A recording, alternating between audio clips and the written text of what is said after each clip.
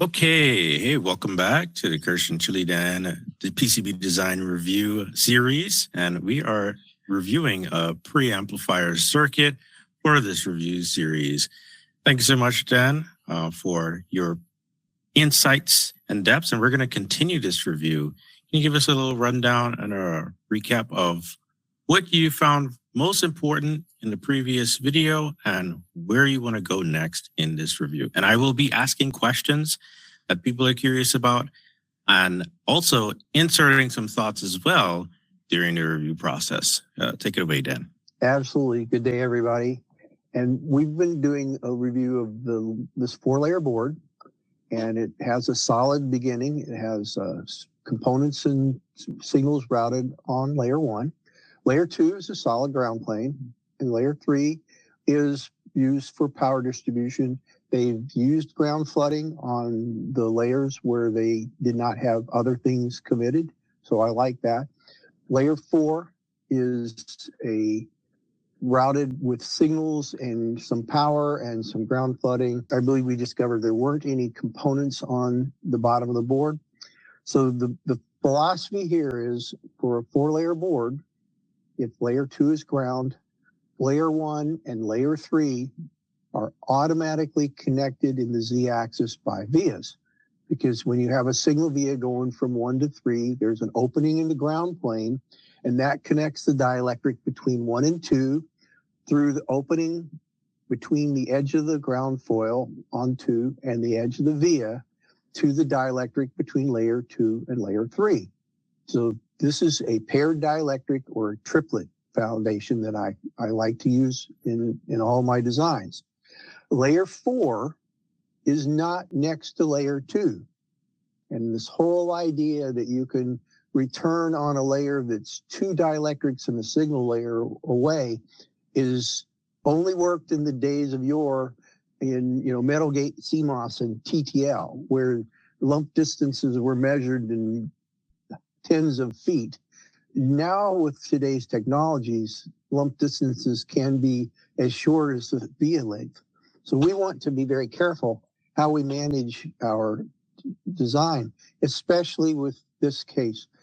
I call layer 4 an orphan layer, and it's because it's not directly adjacent to a ground plane. So we want to focus today on layer 3, which is the power distribution layer primarily in this board. The foundation of all signal integrity is good power integrity, because you have problem with delivering energy in the right quantity without having drops in the power supply that cause it's ripple is what people think of it, or cause ringing in the power supply. And that's basically making sure that you have a well-defined transmission line for the power, and then you have an impedance that matches the total amount of current that you need to deliver through those transmission lines. So in this case, there's a lot of power routed on layer 3. It's good from the perspective that the ICs are on layer 1, so connecting them to the power routing that's on 3 is fairly clean in the idea that you have the paired dielectric approach where you have the hole around the power via going between layer 1 and layer 3. So the things that they have done, which are following the traditional perspective, is not providing enough of a vertical path. So in the case of multiple power vias in little groups, they really don't present the actual impedance that's possible if they would distribute those power vias around a little bit different space. So the other thing you want to do is make sure that you don't just flood spaces with power because there's room. Zoom in there. If there isn't a via connected to the power island, then you don't want to route it there. If you wouldn't route a clock all over the board because you weren't using the clock all over the board, the same philosophy goes for the power islands. In this case, we can see 5-volt analog vias connected to this shape, but the edges are not. So the only place this field is going to try to be is in the space between layer 2 and layer 3, where these vias live. So this power shape really isn't adding anything and could be thrifted so that its shape is determined by the actual power via connections. So I would reduce the shape so that it was only where there are power vias. And then I let the ground flood come in and fill those spaces. So there's a VREG to the left there. All these places, if there was any real need for a high energy, I wouldn't just put a blob of power vias together. I would alternate power and ground vias to create a Z-axis matrix of transmission lines, because every discrete power and ground via forms roughly a 50 ohm transmission line in a standard PCB with normal spacing of the vias. And when you talk about the transmission line being formed between the power and ground via, you're talking about the electromagnetic field that's going through the dielectric, like between the two? Between a power and ground via. In this case, those 4 power vias do not form 4 unique transmission lines. Mm. They're only from the perspective that the energy is, the voltage regulator is on 1, the energy is in the space between 1 and 2, and then it goes down through the board into the space between 3 and 2. The issue here is that there's most likely there's a need to bring that energy somewhere else. And there's no ground vias next to these power vias to provide that clean Z-axis path. So we'd have to get deeper into this. But the first thing I would do in managing layer 3 would be to look where I actually have vias connecting these power shapes to vias, and then change the shapes so that they only go where the vias are. This adding extra wide spaces doesn't deliver energy. There's no magic planar capacitance in there that's doing you any good. It's femtocoulombs. There's nothing there you care about, and the distance is pretty far. The round trip between the top of the board and the bottom of the board is roughly 20 picoseconds. That's a 1/16 of an inch. When you're looking at these pieces of copper, you can do lots of round trips to a capacitor on the bottom of the board. By the time you've only gone 1/4 of an inch or even 3/16 of an inch away from the via. So in that same time, you've pulled almost no energy because there's nothing stored there, and you're just wasting copper because it's not doing anything. If I'm trying to move energy from one set of vias on one end of the copper island to another set of vias, then that's where the energy is going to travel between layer 3 and 2 from one group of vias to the next group of vias. But when you look at, like, up above your cursor, there's that kind of that shape there. The highest impedance is going to be that narrow neck of copper there. Anything that's wider than that narrow neck isn't making anything better. So it's, where is the restriction in the flow of energy? And as long as everything is the same width, giving you roughly the same impedance, then it's okay. But like down farther there, there's a whole bunch of that whole copper to the left of the connector. Yeah, right here. There's nothing happening there, especially on the right-hand side where you've got that copper flood over there on that side of the connector pins. That copper is doing nothing. In fact, it's kind of dangerous because there's nothing there except a length of unconterminated copper. We don't know what things are happening there. So I would get rid of that piece there to thrift the shape. I would grab that via that's just above your cursor and then go around to the left of the connector and just shape the thing so that it fits, taking the energy down and around. And that frees up space for doing other things. If you needed that for routing other signals, it's a good place to put them, because there's no reason to not have signals on the same layer as power, because the energy is primarily going to be in the dielectric between the layers, not edge to edge. So in this case, we're really talking about the behavior of layer 3 relative to the ground plane on 2. So I'm not worried very much about coplanar transmission lines, which we'll talk about when we get to layer 4. But it's important to be able to manage these spaces so that they are only as big as they need to be. And then if there's no other signal that will benefit you, help reduce the board stack, reduce the complexity of the layout, then you let it be the ground flood. Then you take a good look, if you want to zoom out again. So every one of these power shapes needs to be massaged based on where there's actually a via connected to it. And then for the most part, there's a ground flood around the board, which is a good start. But there is nothing that ties. What I would like to do with the flood on 3, is to basically build an escarpment out of the copper on 3. So along the edges of these ground floods on 3, I would want to stitch vias along there, and both the outside, and just because I want to build this structure that with vias down the edge of the board, where you're on the right-hand side, let's focus on that. And then,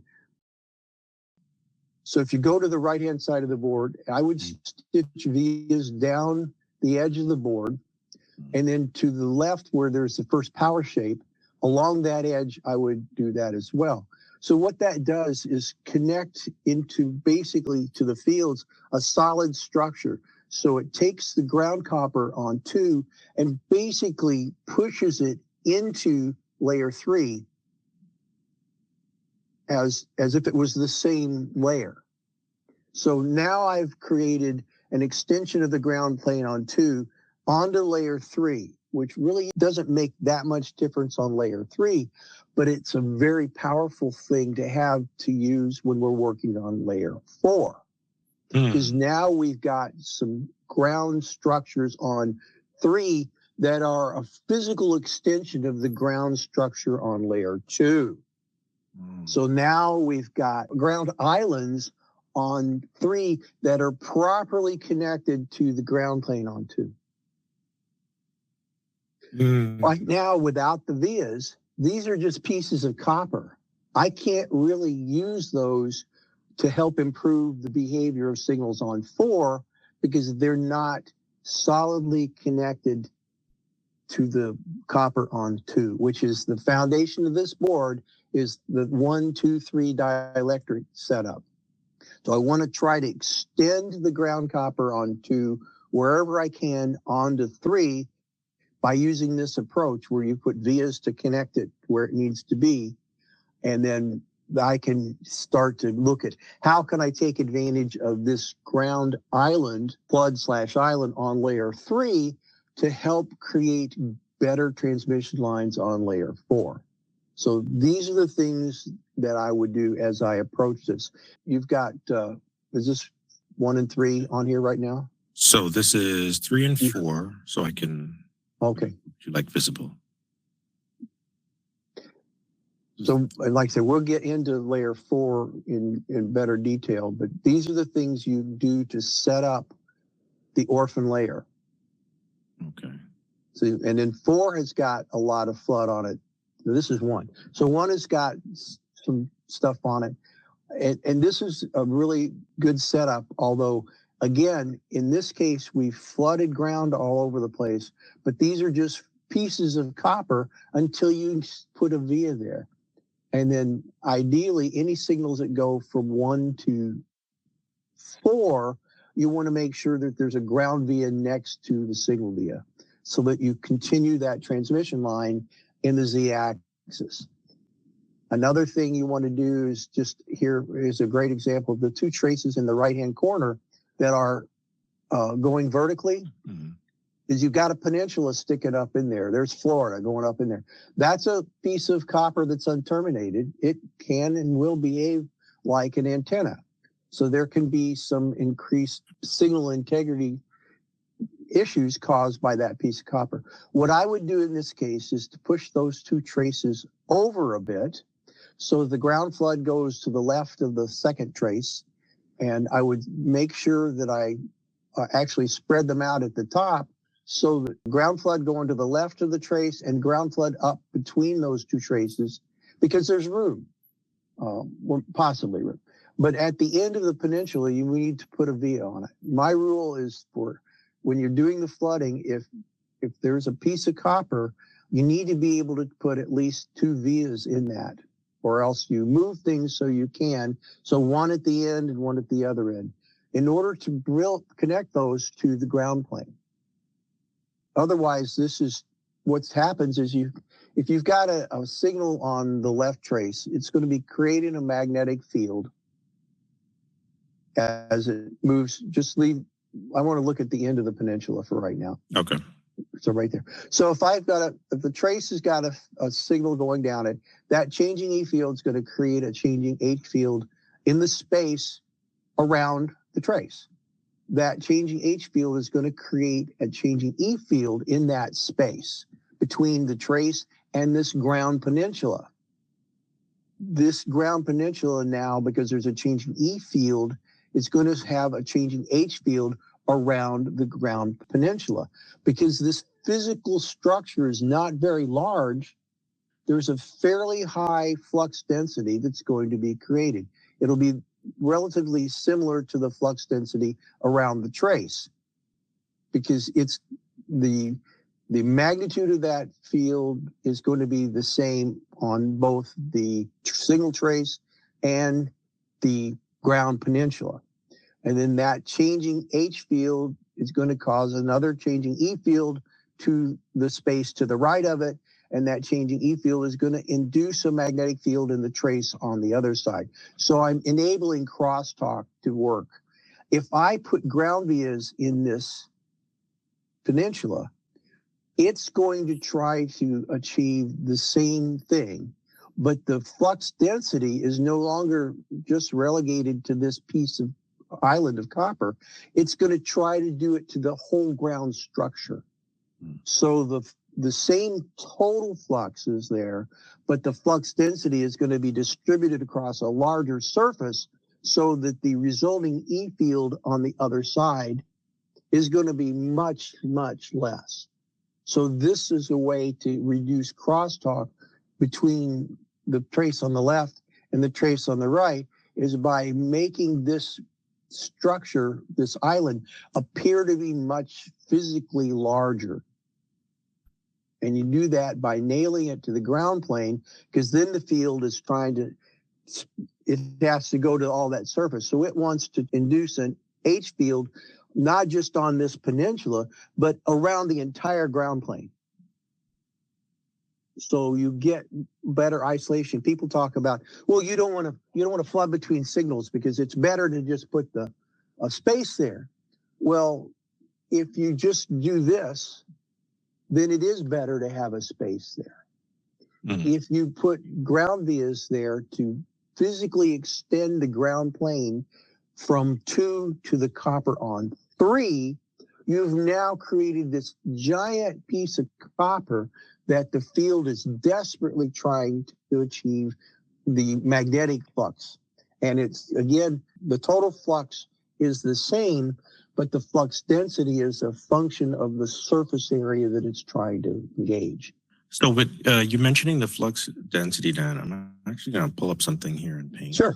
And that's the resulting magnetic field caused by the changing electric field. So the signal traveling in the space results in a magnetic field being created both on the signal and in every case.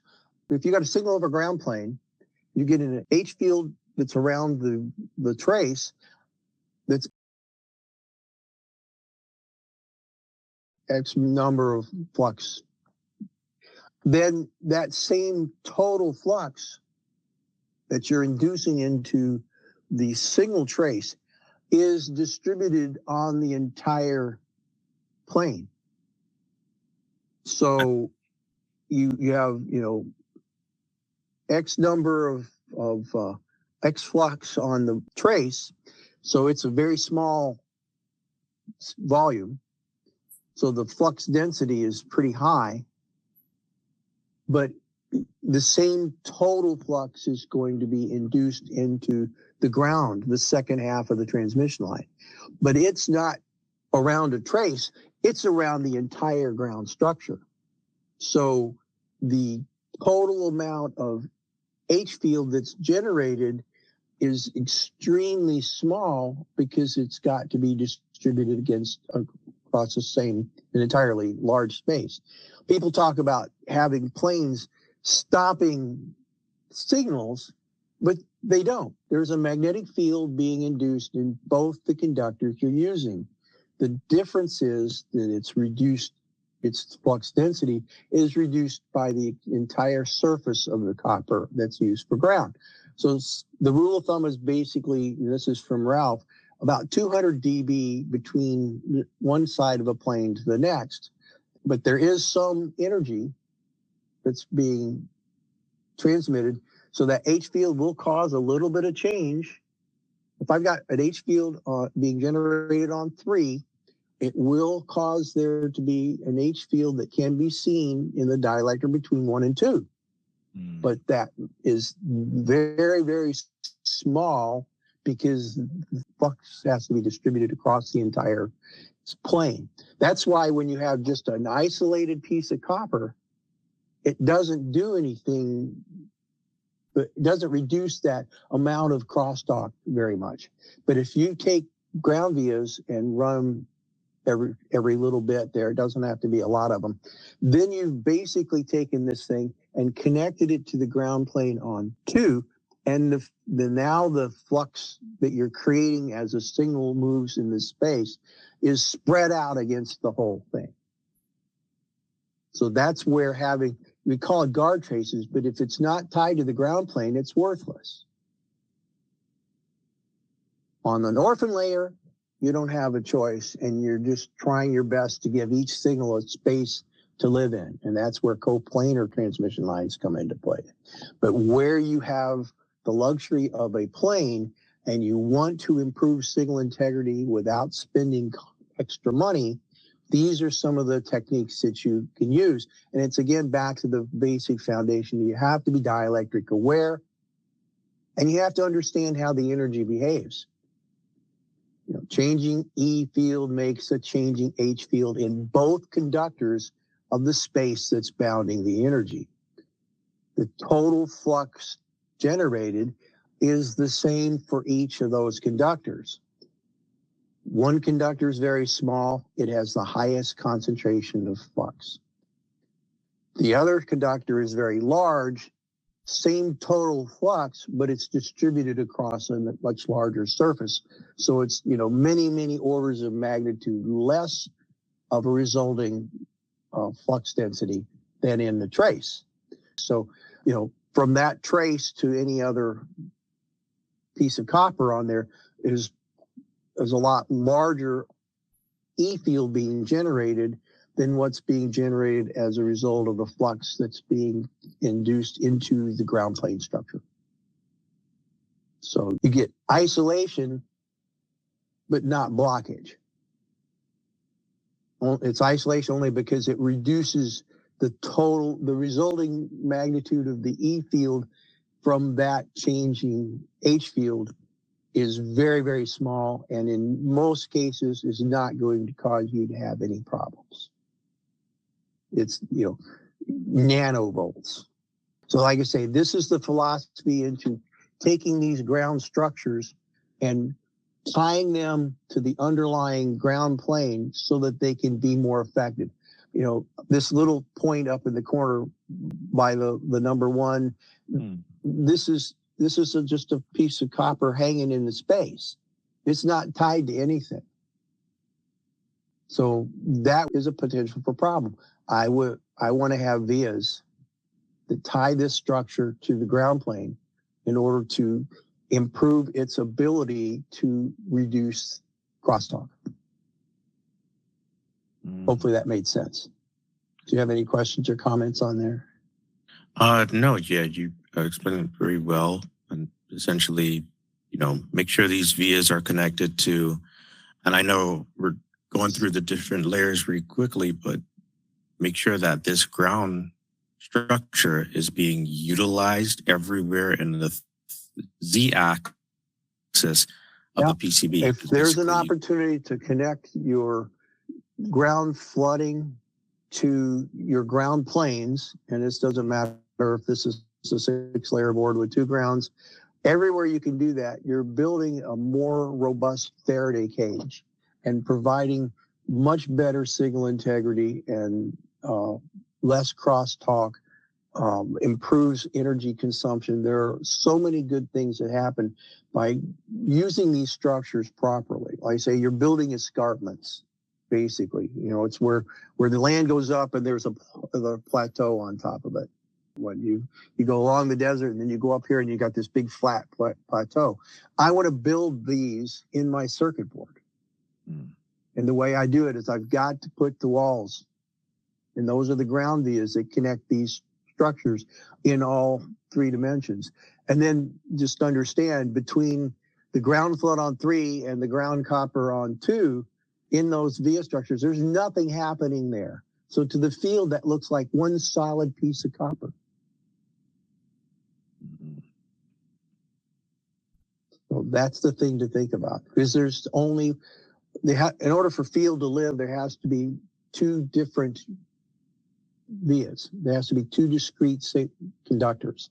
So we're trying to build these blocks of ground in order to improve the behavior of all the signals that desperately want to see a close boundary that's defined as ground. So this is my approach. Layer 3 has a lot of things that can be done to improve its impact on the rest of the board. Now, this really doesn't help the behavior of the energy that you're using on layer 4, or layer 3 rather, because layer 3 is good already because it's next to layer 2, and primarily the energies that are being directed by copper on 3 are coming from 1 for the most part, being distributed on 3 and taken back to 1. What we want to do is to take this structure and optimize it for its impact on layer 4. So, like I say, I would thrift the copper shapes so that they only go where there's vias connecting to them. If I am delivering energy from layer 1 to layer 3 to layer 4, in those cases, I would want to include ground vias next to these power vias that are in little groups. Because we were taught that you want more power, then you either use fatter vias or more power vias in a blob. Again, if it's only 1 conductor, there's nothing in the space between those conductors. It has to be 2 discrete conductors. So if I want energy to go in the spaces between all these 5-volt vias, then I would want to have a ground via in there, lots of ground vias, to allow for multiple Z-axis transmission lines to take that energy down into layer 4. This might be a good place. Throw 4 up, leave 3 there, and let's look and see if any of these vias connect copper on 4. So this is layer 4 we're looking at here in blue, and then the 3 is this brown. What kind of view would you want? Do you like these overlaid? We're seeing this gray. So these vias, okay, so just turn off, leave only 4 for a second. Leave only 4, okay. So there's a power structure. No, don't move it, leave it there. There's a power structure on 4. All of these vias are trying to connect this copper on 4 to the copper on 3, which is coming from 1. So there's no way for energy to get here. there's a couple of grounds here. And so this power structure is doing what we're trying to do with the ground. They're tied together. There's nothing happening in the space between 4 and 3 here. And if I need that energy to be going someplace on layer 4, there's no way to get there. It's 3 and 4 in this case are the same conductor. So that dielectric is being wasted. If I really wanted to use the space between 4 and 3 with power on 3 and ground on 2, I would make this piece of copper ground, because then I would have the dielectric between 2 and 3 and the dielectric between 3 and 4 to use to distribute energy.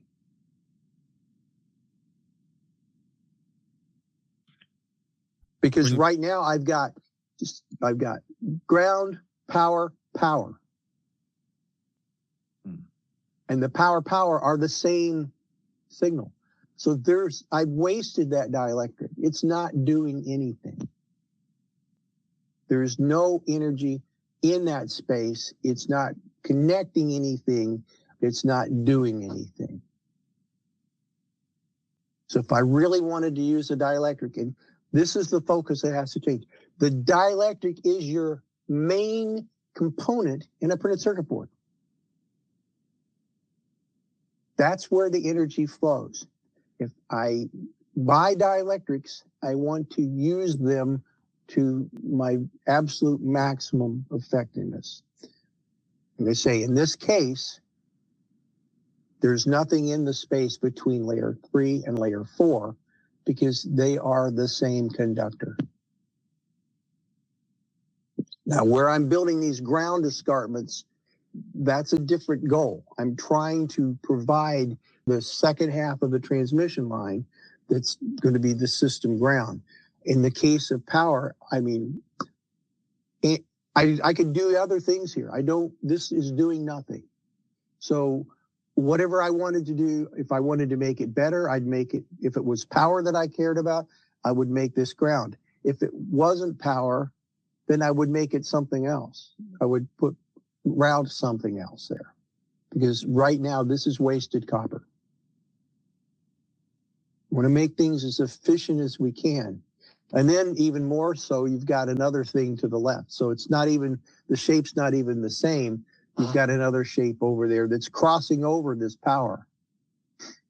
It's true, yeah. And if I really wanted to do this power distribution on 4, then I would make the shape on 3 ground, bring the energy from 1 and 2 down to the space between 4 and the ground flood on 3, with ground and power vias to create those Z-axis pipelines. So, but in this case, there's no components on 4, correct? Correct. I'll pull up the 3D view just to make sure here. Yeah. If it had components here, would we be very concerned about getting the energy to those components? Mm-hmm. But if it's not, and it's just used for routing, then we aren't trying to get energy to components that are on the bottom of the board. We're just trying to use the dielectric to 1 and 2, 2 and 3, 3 and 4. We've got 3 dielectrics we're using to direct the energy to places on layer 1. Mm. So where we can, we want to do that 1, 2, 3, because then you've got automatically the paired dielectrics. And then we use 4 for whatever we can't route on 3. But if there's any energy at all, or it's any signals that require a control impedance or some impedance management, then we have to build solid ground structures on 3 to use as pseudo ground planes for the signals on 4. For the signals where we are not able to have them routed over the ground flood on 3, then you would want them to have continuous ground copper in either a ground trace or a ground flood with the coplanar ground. And that's what we'll talk about when we get into the next session on layer 4, how do you route an orphan layer. So to recap, what I would do to layer 3, so we want to zoom out here, is redo the structures so that they only go where the vias connect them. All of the ground floods need to be connected to the ground plane on 2 along their edges, so that you're taking the ground plane on 2 and pushing it down into the board stack. So to the fields, it looks like, an escarpment, because the signals on 3 are not using the ground copper on 3. The signals on 3 are using the ground on 2, because the surface area dominates between the bottom, the foil layers. The edges of the foil, it's microns versus inches. So there's no comparison. So we want to, again, use this ground flood properly. There's the underlying goal that the less copper you take off of the board, the better the fidelity of the etch. The more copper there, the more balanced the copper, the more balanced the thermal image is going to be, and the less warpage and better results you're going to get in assembly. So all these things are good.